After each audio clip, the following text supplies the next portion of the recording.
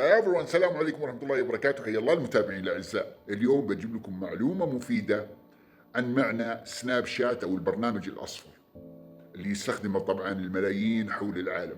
عمرك سألت نفسك إيش معنى سناب شات؟ طيب سناب معناها معصب، عصبي، فاصل.